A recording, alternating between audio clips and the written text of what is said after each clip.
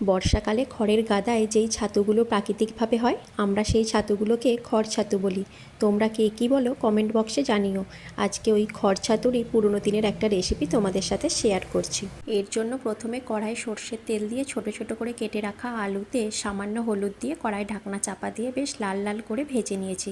তারপর পেঁয়াজ, রসুন, কাঁচা লঙ্কা, টমেটো কুচি দিয়ে আবারও আলুর সাথে ভেজে নেওয়ার পর কাশ্মীরি লঙ্কার গুঁড়ো দিয়ে ভালো করে মিশিয়ে আগে থেকে হলুদ জলে ভাপিয়ে জল ঝরিয়ে রাখা ছাতুগুলো এর মধ্যে দিয়ে দিলাম। তারপর সব কিছুর সাথে ছাতুটাও খুব ভালো করে ভেজে নিয়ে সর্ষে বাটা দিয়ে দিলাম আর দিয়ে দিলাম পরিমাণ মতো লবণ।